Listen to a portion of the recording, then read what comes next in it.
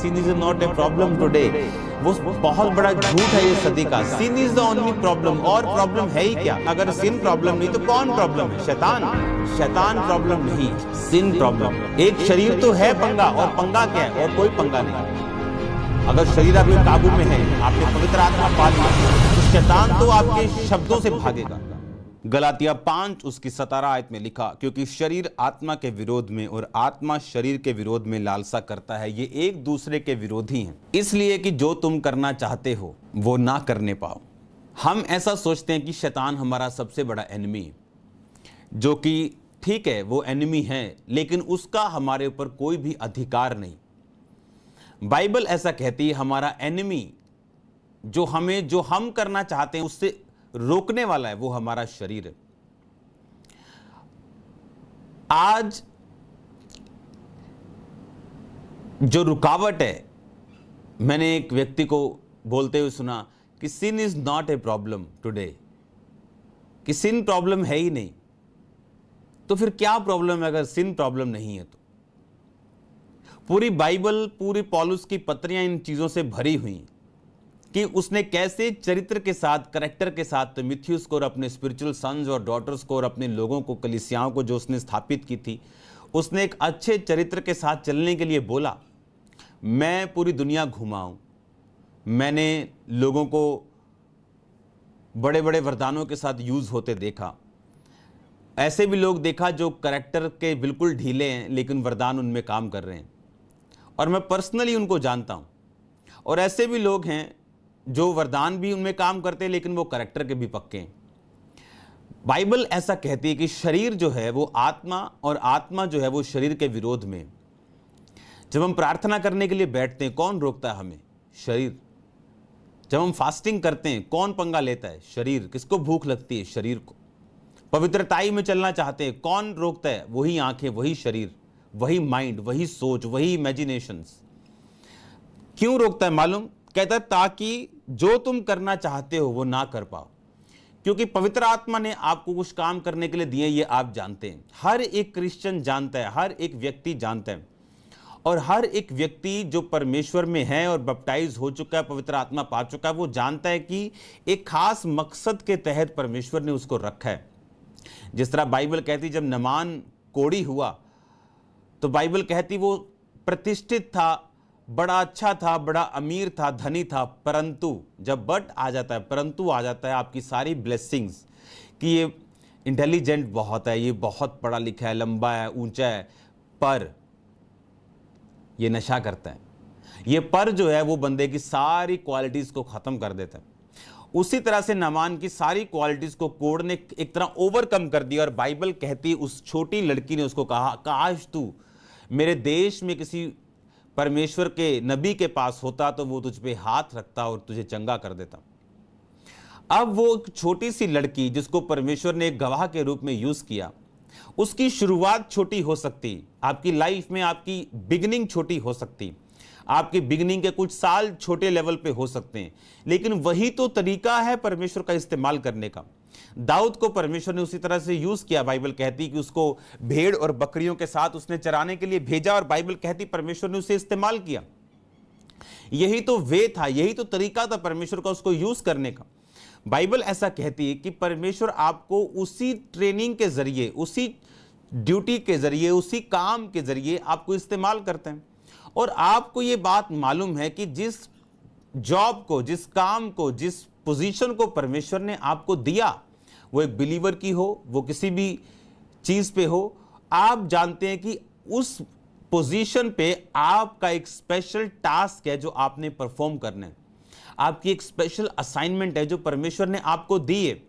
पर शैतान भी ये बात देखता है, क्योंकि हर एक व्यक्ति जितने भी परमेश्वर में मजबूत हुए या उन्होंने परमेश्वर के लिए बड़े काम किए, वो तब कर पाए हैं जब उन्होंने गॉड्स गिवन असाइनमेंट्स को पूरा किया और अच्छी तरह से पूरा किया, जब उन्होंने परमेश्वर के द्वारा किए गए कार्य को पूरा किया। तो परमेश्वर को कार्य कैसे देता था? किसी को डायरेक्ट, किसी को अपने बायोलॉजिकल फादर के द्वारा, किसी को अपने स्पिरिचुअल फादर के द्वारा, किसी को शैमुएल के द्वारा और किसी को शाऊल के अपने पिता के द्वारा। तो परमेश्वर वो जो असाइनमेंट आपको देता है, उस असाइनमेंट को पूरा करने के बाद जो ब्लेसिंग्स आपकी लाइफ में आती हैं, वही शैतान रोकना चाहता है, इसलिए वो आपके शरीर का प्रयोग करता है। बाइबल कहती है शरीर आत्मा के विरोध में और आत्मा शरीर के विरोध में चलता है, ताकि जो तुम करना चाहते हो, यानी तुम्हें मालूम है तुम्हें क्या करना है, तुम्हें मालूम है खुदावंद ने तुम्हें काम दिया है, तुम्हें मालूम है तुम्हें विश्वासी होने की कुर्सी दी है जहां तुम्हें पवित्रताई से, विश्वास से और अच्छी तरह से चलना है, लेकिन बाइबल कहती शरीर तुम्हारे विरोध में होगा, आत्मा शरीर के विरोध में होगी, ताकि जो तुम करना चाहते हो, क्योंकि जो तुम करना चाहते हो वो तुम्हें मालूम है तुम क्या करना चाहते हो, किस तरह का जीवन परमेश्वर चाहता है कि तुम जियो और वही तुम चाहते हो। और कौन रुकावट है? शरीर।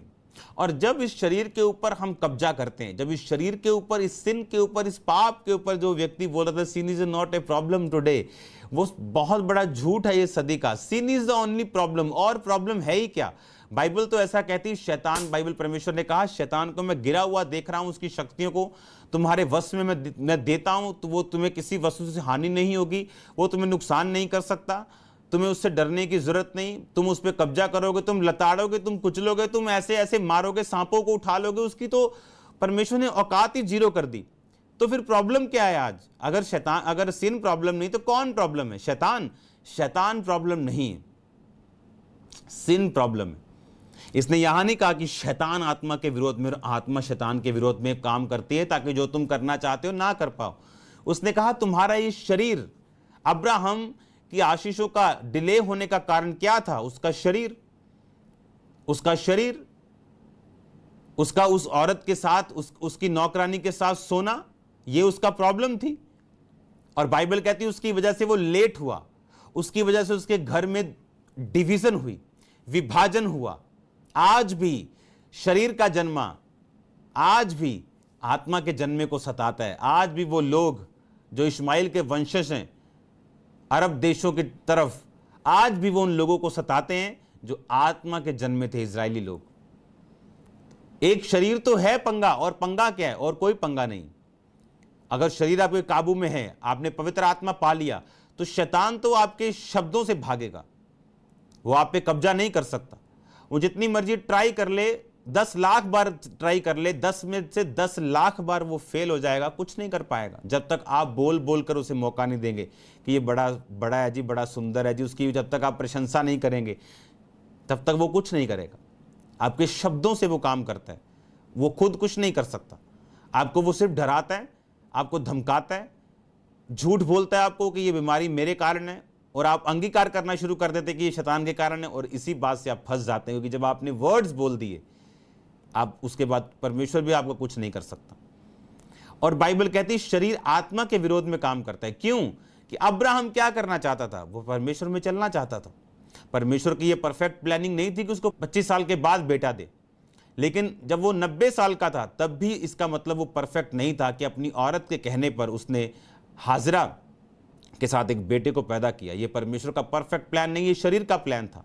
और शरीर हमेशा एक अड़िंगा डालेगा ताकि आप वो जो करना चाहते हो वो ना कर पाओ। जो परमेश्वर का मास्टर प्लान, जो गॉड्स गिवन टास्क है, जो प्रभु ने आपको काम करने को दिया है, वो आप ना कर पाओ, इसलिए उसमें एक ही रुकावट है, वो आपका शरीर। कुछ लोग बोलते हैं मैं तो फिर से पाप कर रहा हूं, मेरे तो बाप को भी मालूम नहीं है, मेरे तो पास्टर को भी मालूम नहीं है, मैं तो फिर से बड़ा शाना हूं मैं तो।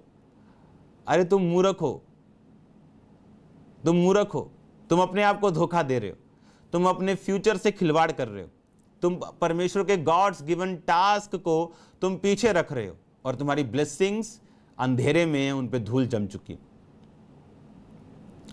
आपको ये बात समझनी कि एक ही प्रॉब्लम है, वो है शरीर पर कब्जा करना, आत्मिक हथियारों को बांधना, उसके बाद शैतान का सामना करना। अगर शरीर आपके काबू में नहीं तो शैतान आपके काबू में नहीं।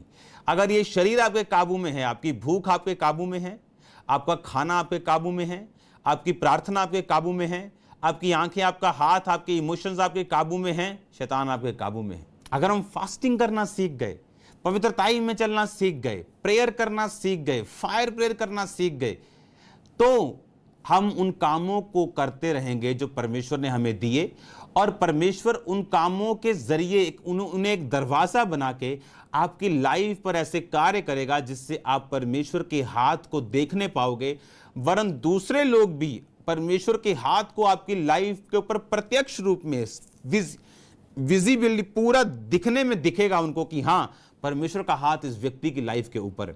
परमेश्वर के दास के द्वारा टीचिंग्स को सुनने के लिए, अनाउंसमेंट्स और अपडेट्स को जानने के लिए आप हमारे YouTube चैनल को सब्सक्राइब करें और साथ में बेल आइकन को दबाएं ताकि जब भी कोई नई अपडेट हो तो आप सबसे पहले जान सकें।